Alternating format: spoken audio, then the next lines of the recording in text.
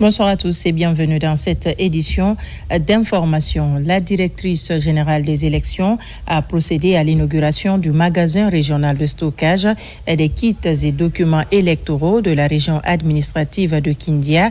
La cérémonie a été suivie d'un point de presse au cours duquel un accent particulier a été mis sur l'évaluation de l'organisation des dernières consultations électorales et les perspectives d'amélioration du processus. Le point avec Marwan Kamara. Cette nouvelle infrastructure moderne et sécurisée est destinée désormais à centraliser et préserver l'ensemble du matériel électoral dans la région administrative de Kindia. Un dispositif pour sauvegarder des kits électoraux avant, pendant et après les opérations. L'infrastructure est officiellement inaugurée par la directrice générale des élections, accompagnée par les autorités régionales de Kindia.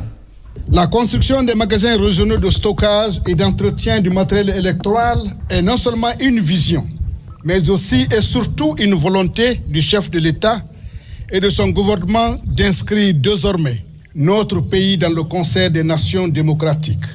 Elle traduit également l'engagement de la plus haute autorité à garantir les institutions par leur renouvellement périodique conformément aux dispositions de notre Constitution.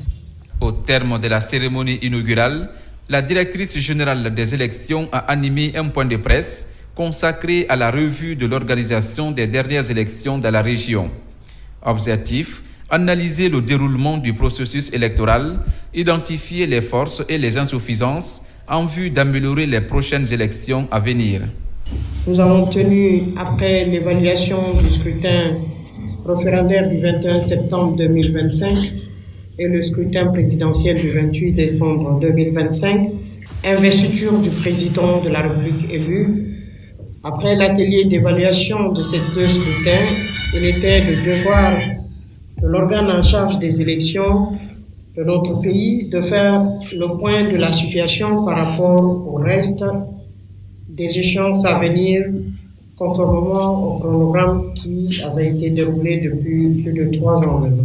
Par cette série d'activités, l'administration électorale confirme son engagement en faveur d'élections mieux organisées, plus transparentes et conformes aux standards démocratiques. À Ratoma, une rencontre d'échange et de sensibilisation a rassemblé filles et femmes autour des enjeux de l'autonomisation, du leadership féminin et de l'insertion socio-économique. Une initiative portée par les associations Agidem et Sonoya engagées sur le terrain. Au fil des discussions et des partages d'expériences, des pistes concrètes et durables ont été mises en avant pour renforcer le pouvoir d'agir des femmes et consolider leur place au sein de la société. Reportage de Marie-Angélique Bangoura et Aboubakar Sidiki Souma. Accès limité à l'éducation, insuffisance de formation qualifiante, faible opportunité économique et violation persistante des droits fondamentaux, autant de freins qui entravent l'épanouissement des filles et des femmes. Face à ces réalités, cette initiative se donne pour mission d'accompagner, d'encadrer et de renforcer les capacités des filles et des femmes afin de favoriser leur épanouissement. Un débat qui concerne l'autonomisation de cette femme, l'insertion professionnelle de cette femme ne peut que m'intéresser. Donc, être là, discuter avec ces femmes, écouter leurs préoccupations pour pouvoir aussi, par moments, se donner des pistes de réflexion. Donc, c'est quelque chose qui est salutaire. La direction communale de la promotion féminine qui a fait des missions multiples dans nos quartiers pour répertorier les actions des femmes. Et Agidem et Sonia s'inscrivent dans cette logique pour venir échanger avec les femmes de Ratoma, les écouter, leur montrer leur planning et leur programme.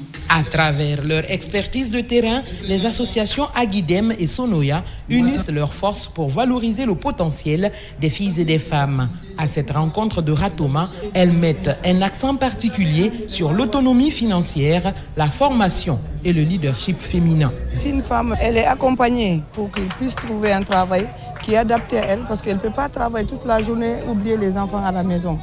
Et l'éducation, c'est la femme aussi. Donc c'est pour ça qu'on lutte aujourd'hui pour l'émancipation de la femme et la jeune fille. Cette initiative vise à faire des filles et des femmes de véritables actrices de changement, capables de défendre leurs droits, de prendre des initiatives et de contribuer activement au développement durable et au progrès de leur communauté.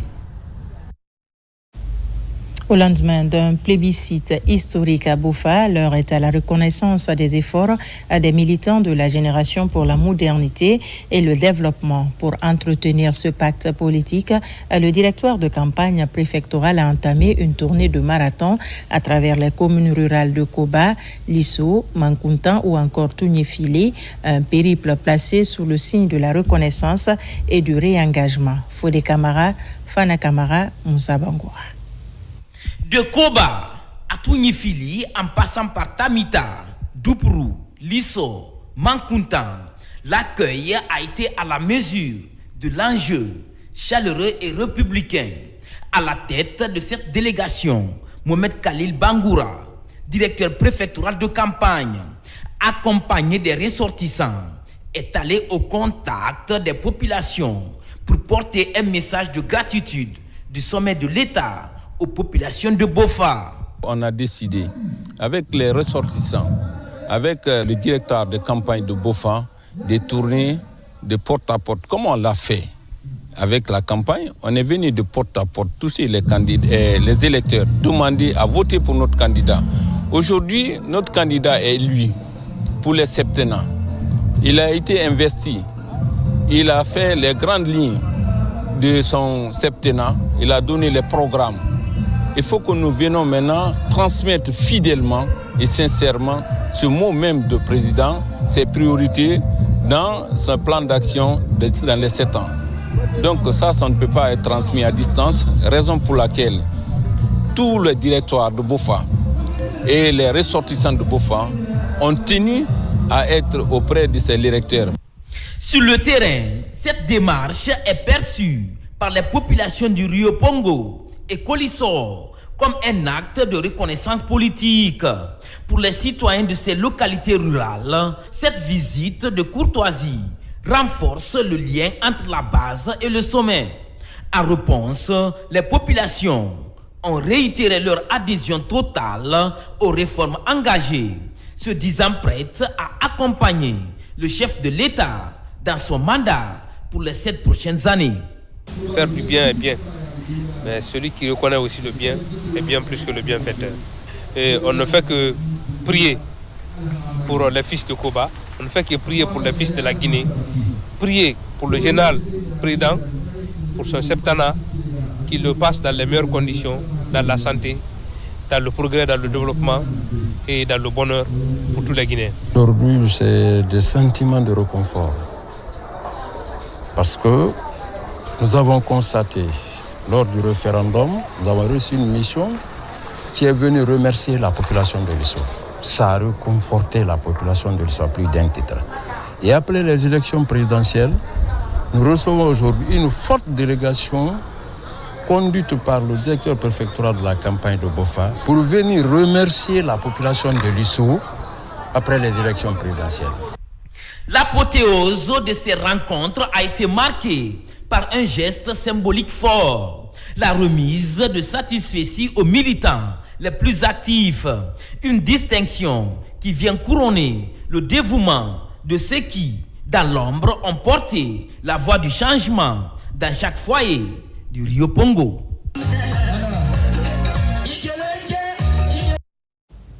Littérature dans ce journal avec la dédicace du roman de Kemo Mali Fofana.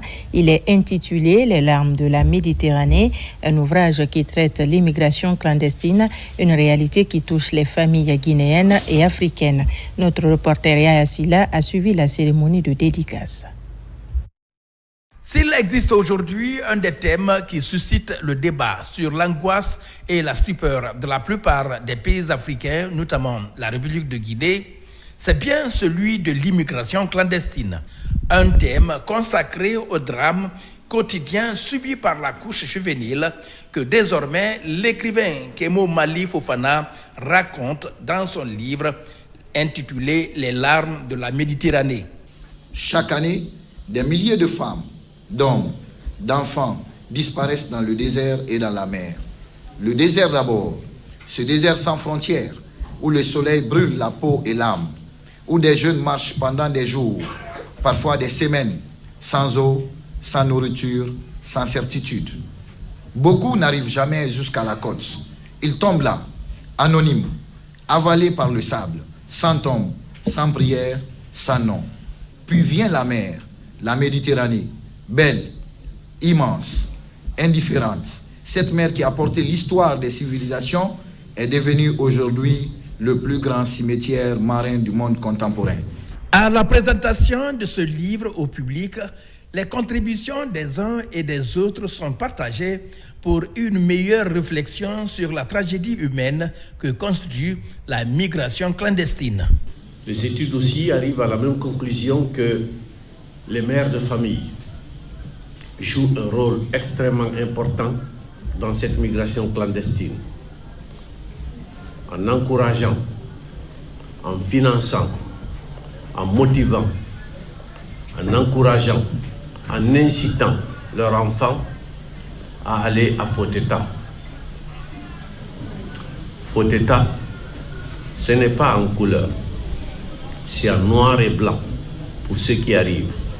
Si nous vivons ce drame, c'est parce qu'il y a eu un échec quelque part.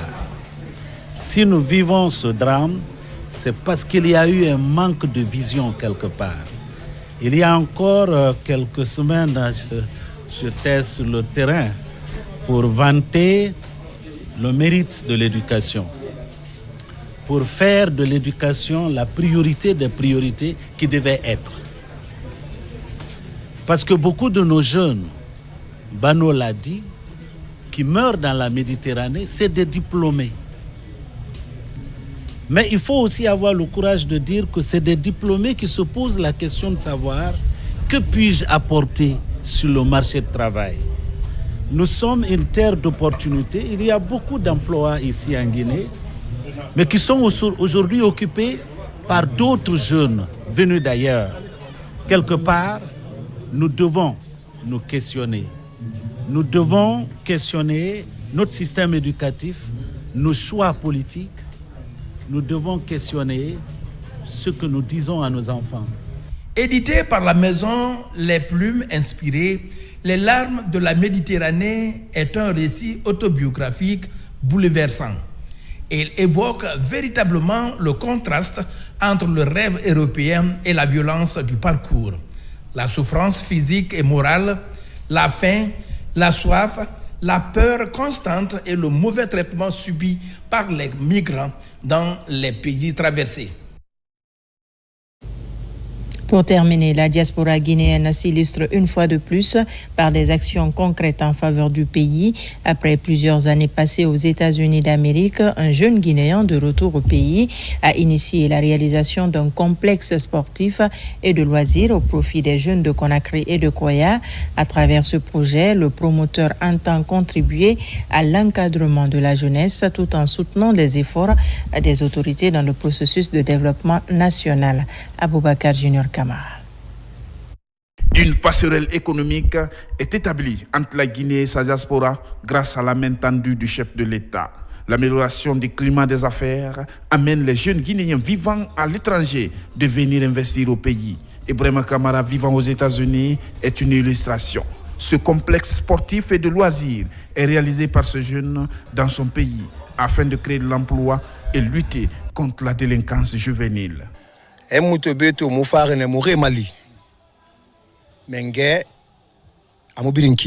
Nous sommes là pour jouer notre partition dans le développement du pays. Un chef ne peut pas tout faire. Si vous sortez en aventure, si vous gagnez un peu, la première des choses, c'est d'aider les autorités qui font beaucoup de choses pour les Guinéens. J'ai réalisé ce projet pendant la période de transition.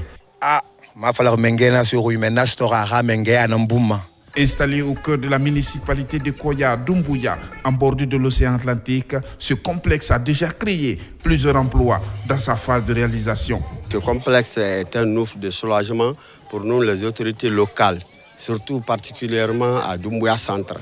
du secteur Nkunkude. Mon message est de dire à tous les Guinéens qui sont dans les diasporas de venir investir en Guinée. Les invités se partagent déjà le plaisir à travers ces exercices sportifs. On voit un lieu exceptionnel, exemplaire, qui répond aux critères, à la vision de la jeunesse. Le complexe est avantageux pour nous. Il a créé l'employabilité. Je trouve ici impeccable, propre. L'espace est très bien. Il y a de l'air pur, naturel. Et c'est mieux que les gens viennent ici. Ils vont se mettre à l'aise. Il y a plein de choses ici. Le monsieur qui a ouvert ici, je l'encourage beaucoup. Le promoteur s'engage à appeler d'autres jeunes vivant aux États-Unis d'Amérique à venir investir au pays. Voilà qui met fin à ce journal. Merci de nous avoir reçus chez vous. L'actualité se poursuit sur notre site le www.rtgguinée.info. On se retrouve tout à l'heure pour la grande édition du soir à la Guinée, notre paradis, terre de richesse et d'innovation.